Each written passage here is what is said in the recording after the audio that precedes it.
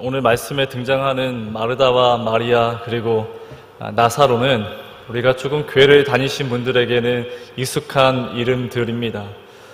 그런데 저는 여러분들처럼 청년일 때에 성경 공부할 때 이 세 사람 때문에 많이 힘들었습니다. 그 이유가 오늘 본문에 등장하는 나사로가 누가복음 16장에 등장하는 부자와 나사로의 그 나사로인 줄 알았습니다. 그리고 이 나사로의 동생이 마르다와 마리아입니다. 그리고 예수님의 어머니 이름이 마리아입니다. 그렇구나. 예수님의 이모가 마르다이고 예수님의 삼촌이 나사로가 되는구나. 그렇게 이해를 했습니다.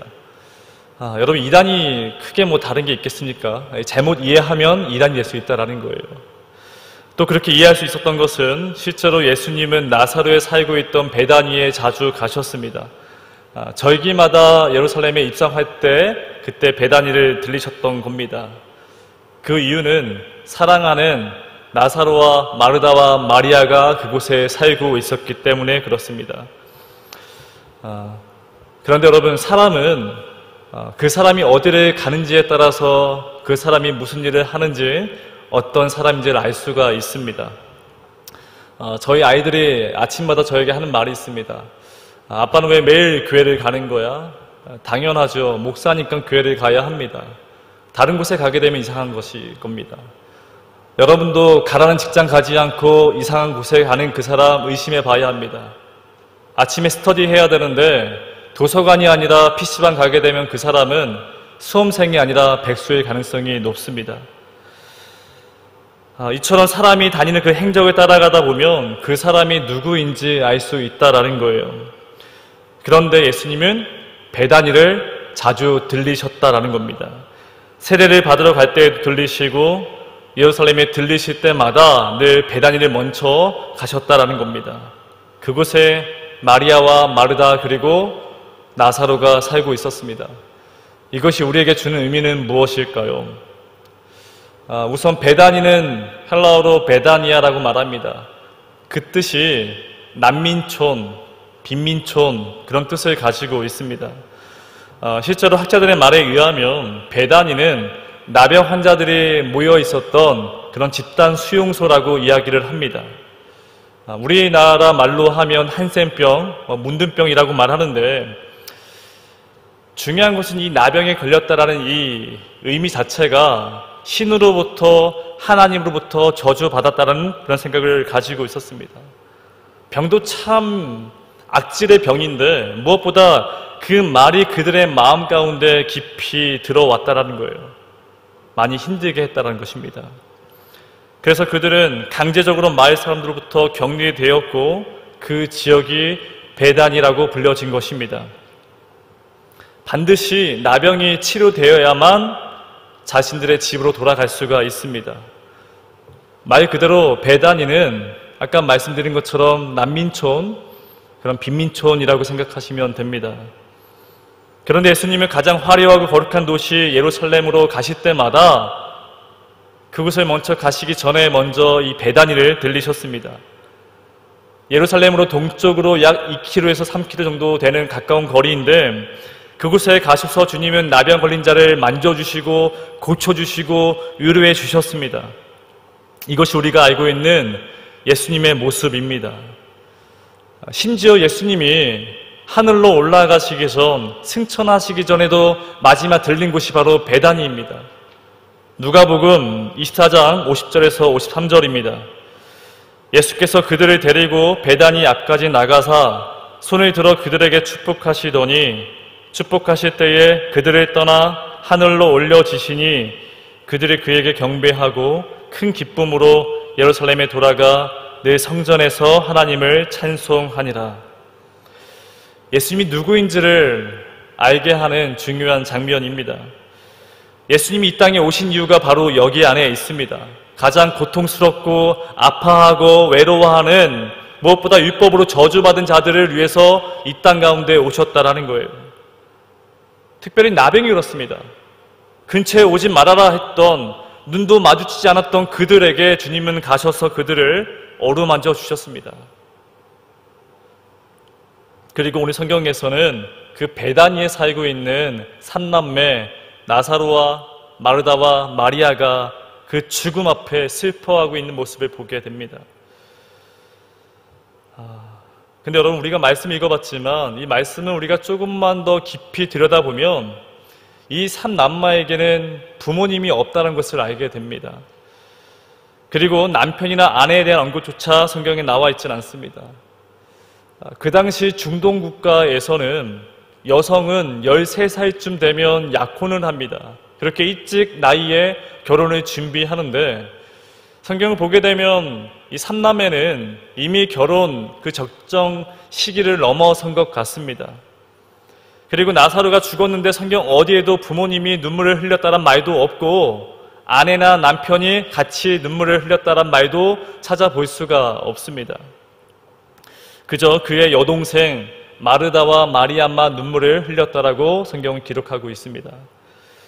이 모든 정보를, 이 퍼즐을 모아다가 정리해 보면 이렇습니다. 한 가정에 있는데 그 부모님이, 엄마 아빠가 나병에 걸렸고 이 두 엄마 아빠는 베다니로 격리되었습니다. 그리고 어린아이들이 따라 함께 살고 있었던 거예요. 그런데 어느 날 이 두 엄마와 아빠는 죽음을 맞이하고 이 삼남매는 홀로 남겨져 어렵게 살아가고 있었던 겁니다. 그러니 이들은 옆집의 사람들처럼 평범한 삶을 살아갈 수가 없었습니다. 결혼조차 꿈을 꿀 수 없던 자들이 바로 이들입니다. 지금 저희들도 그렇지요. 결혼한다라는 것은 보통 일이 아닙니다. 제가 어저께 인터넷에 결혼이라고 검색해 보니까 그 사람의 결혼 점수를 체크할 수 있는 그 사이트가 있더라고요. 좀 재미삼아 제가 한번 제 점수는 어떻게 되는가 검색해 봤더니만 제가 다시 한번 저희 아내분에게 감사하다는 생각이 들었습니다. 점수가 정말 형편없더라고요. 그럼에도 불구하고 내가 결혼하겠다라고 다짐했으면 그 사람에게 서로 체크해야 할 리스트들이 있는데 여러분, 이게 보게 되면 처음부터 끝까지 나열되어진 그 체크리스트를 보게 되면 참 숨이 막힐 정도입니다. 상견례는 누가 부담하고 신혼집, 혼수 물품, 예식장, 스드메, 기타 등등 누가 이것을 대여해야 하는지, 돈은 얼마가 필요한 것인지를 다 한 번씩 체크해야 된다는 거예요. 지금도 그런데 그 당시 나사로와 마르다와 마리아에게 결혼은 생각조차 할 수 없는 아주 불가능한 일이라는 것입니다. 이렇게 잠깐만 그들을 소개해도 마음이 편치 않은데 지금 그들이 눈물을 흘리고 있습니다.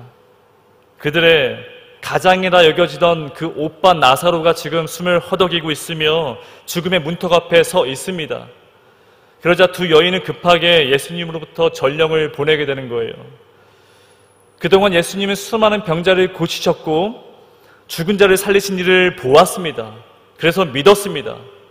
무엇보다 예수님이 나보다 다른 사람들보다 친분이 있습니다. 그래서 자신 있게 예수님에게 전령을 보냈습니다. 그런데 예수님의 태도가 다소 이상합니다. 나사로가 곧 죽어간다는 소식을 들었음에도 미동조차 하지 않습니다. 한시가 급한데 하루 이틀 지나도 있던 그 자리에서 머물러 계십니다. 여러분, 결국 어떻게 됩니까? 나사로가 허망하게 죽음을 맞이합니다. 그리고 예수님께서는 나사로가 살던 베다니 마을에 도착했는데 이미 죽은 지가 3일이 지났습니다. 그러니까 치유를 위해서 방문한 그 신방의 자리가 졸지에 장례식 조문의 자리가 되어져 버린 거예요. 여러분, 왜 저희들은 장례식을 3일장으로 하시는지 아십니까? 이게 저희 나라뿐만 아니라 전 세계의 공통된 문화입니다. 왜 가끔씩 뉴스나 세상에 이런 일을 보게 되면 관짝 안에서 문을 두드리는 그런 경우가 있지 않습니까? 살아있다라는 거예요. 그래서 일종의 3일장은 유예 기간이라는 것입니다. 완전히 죽었는지를 확인할 수 있는 그 기간이 바로 3일장이라는 거예요.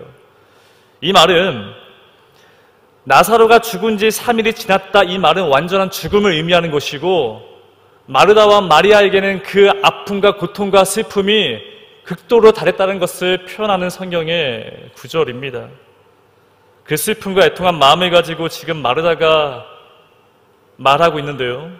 21절입니다. 우리 시간 다 함께 화면 보면서 함께 읽도록 하겠습니다. 시작. 마르다가 예수께 여짜오되 주께서 여기 계셨더라면 내 오라버니가 죽지 아니하였겠나이다. 아멘. 여러분, 결국 이 말은 도대체 어디에 계셨길래 지금 주님은 오신 것입니까? 아니, 하나님 어디에 계십니까? 왜 나타나지 않으신 것입니까?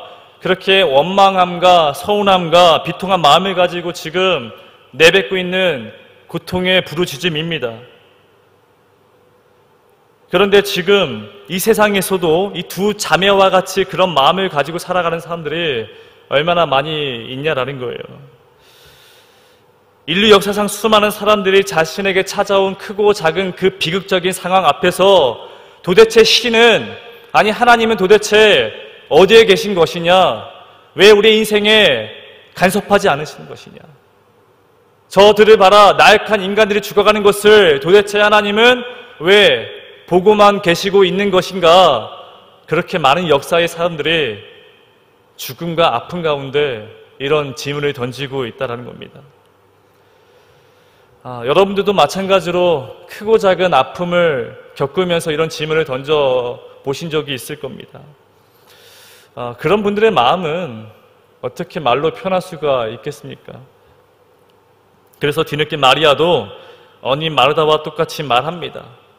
그 발 앞에 엎드려 이르되 주께서 여기에 계셨더라면, 주께서 여기에 계셨더라면, 만약에 주님이 계셨더라면 이렇게 말하고 있다는 거예요. 사실 이게 우리가 살아가고 있는 솔직한 마음이라는 것입니다. 오랫동안 기도하고 신앙생활을 해왔을지라도 우리들이 만약이라는 그 울타리 안에 갇혀 살아가는 것이 우리의 삶입니다. 내가 만약 부자로 태어났다라면, 내가 만약 이 남자를 만나지 않았더라면, 내가 만약 좋은 대학에 들어갔다라면, 내가 만약 이 회사에 들어갔다라면, 내가 만약 교회를 다니지 않았더라면, 이렇게 우리는 만약에 이랬다면 어땠을까라고 우린 자주 생각하며 살아갑니다. 그런데 여러분, 이러한 만약에는 그나마 괜찮은 것이죠. 정말 안타까운 것은 마르다와 마리아처럼 사랑하는 사람을 잃었을 때의 경우입니다. 만약에 그때 거기에 가지 않았더라면, 만약에 주께서 우리 아내와 남편과 아버지 암을 고쳐주셨더라면, 만약에 우리 아이가 그 놀이터에 가지 않았더라면 죽지 않았을 텐데, 그렇게 참 마음에 가슴 아픈 그 마음을 붙잡고 살아가시는 분들이 참 많이 있다는 겁니다. 저는 그래서 이 본문만큼은 다른 분들처럼 막연한 믿음으로 결론을 맺고 싶지가 않습니다.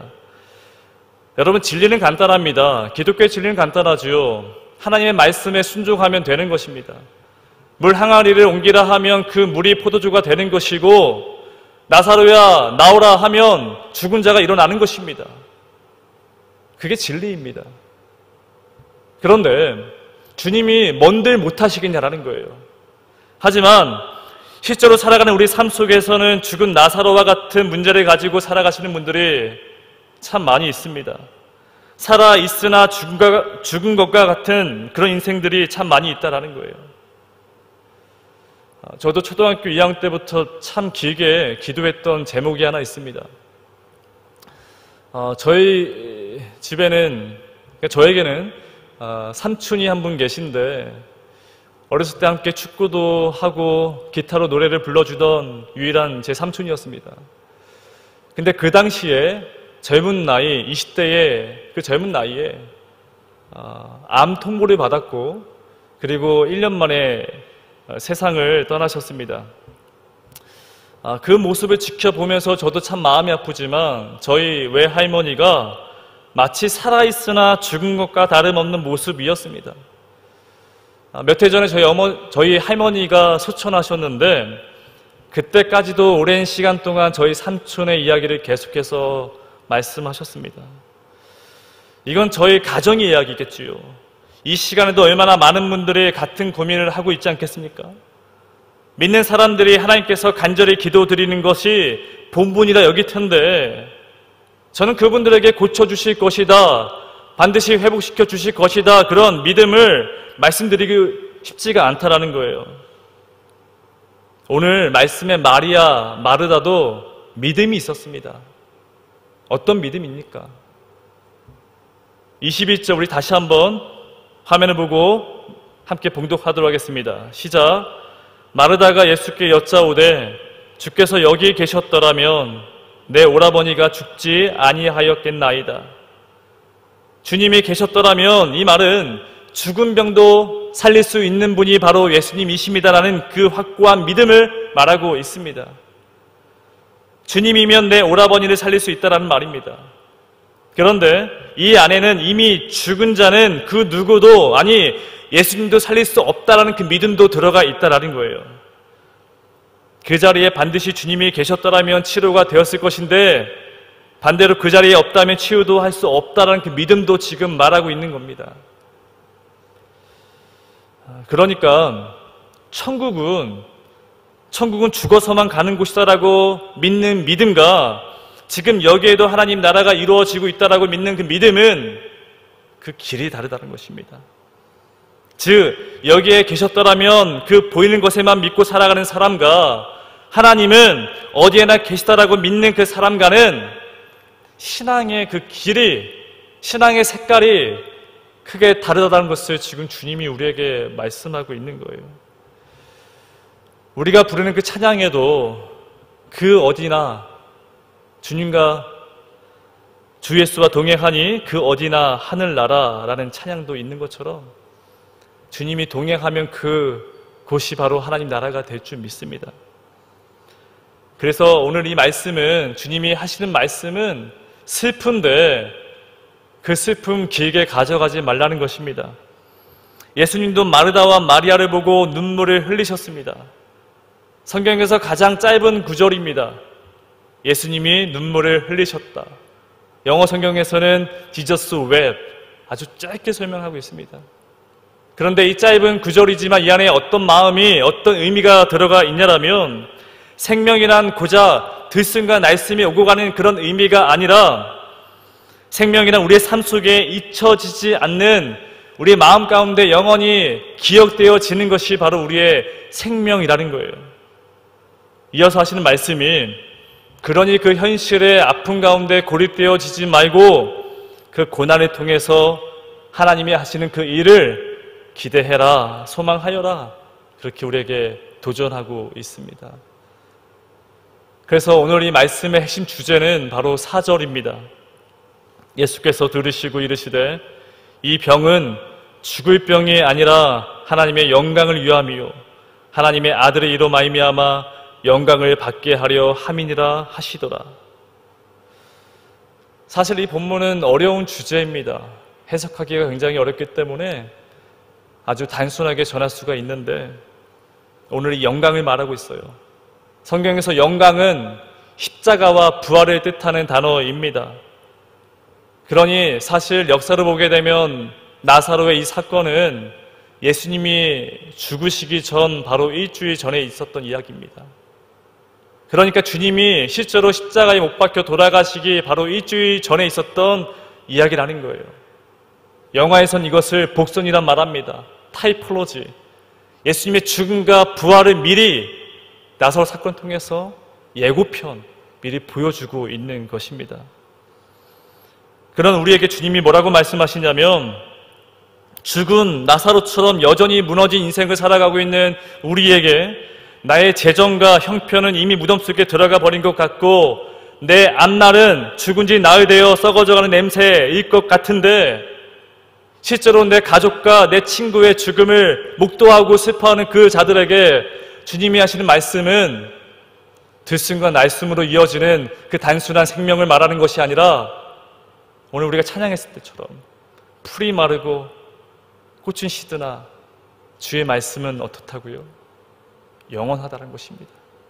나는 이제 그 십자가에 죽을 텐데 그 십자가의 아픔과 고통 이후에 이루어지는 부활, 이것을 마음속에 영원히 간직하며 살아가길 바란다라는 주님의 말씀입니다. 이것이 영광입니다.